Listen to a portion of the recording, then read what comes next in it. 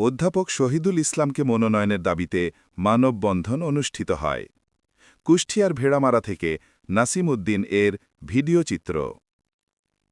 কুষ্টিয়া ২, ভেড়ামারা, মিরপুর আসনের ৩ বারের সাবেক সংসদ সদস্য অধ্যাপক শহীদুল ইসলামকে মনোনয়নের দাবিতে মানববন্ধন করেছে দলটির অঙ্গ সংগঠন ও সহযোগী সংগঠন স্থানীয় বিএনপি। আজ সোমবার ১০ নভেম্বর বিকেলে ভেড়ামারা মিরপুর এই ২ উপজেলা ও পৌর শাখা বিএনপি এবং অঙ্গ ও সহযোগী সংগঠনের ব্যানারে এই মানববন্ধন করে।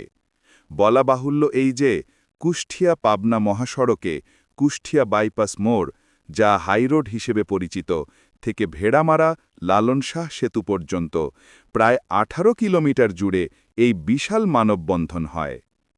কুষ্টিয়া, মিরপুর ও ভেড়ামারা এই ২ উপজেলার বিভিন্ন ইউনিয়ন থেকে হাজার হাজার নারী পুরুষ ব্যানার, ফেস্টুন ও প্লেকার্ড হাতে নিয়ে অংশ নেন এই মানববন্ধনে।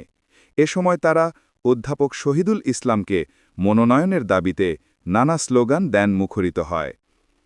এ সময় অধ্যাপক শহীদুল ইসলাম ছাদখোলা একটি গাড়িতে মহাসড়ক দিয়ে কুষ্টিয়ার সড়কের দিকে যান এবং হাত নেড়ে মানববন্ধনে দাঁড়ানো নেতাকর্মীদের সমর্থকদের শুভেচ্ছা জানান। এক পর্যায়ে অধ্যাপক শহীদুল ইসলামের সমর্থকেরা স্লোগান দিতে দিতে মহাসড়কে বিক্ষোভ করেন। এ সময় আন্দোলনকারীরা কুষ্টিয়া ২, মিরপুর ভেড়ামারা আসনে দেওয়া মনোনয়ন পুনর্বিবেচনা করে ত্যাগী, পরীক্ষিত, নির্যাতিত নেতা অধ্যাপক শহীদুল ইসলামকে মনোনয়ন দিতে বিএনপির চেয়ারপারসন বেগম খালেদা জিয়া ও ভারপ্রাপ্ত চেয়ারম্যান তারেক রহমান সহ দলের শীর্ষ নেতাদের প্রতি আহ্বান জানান।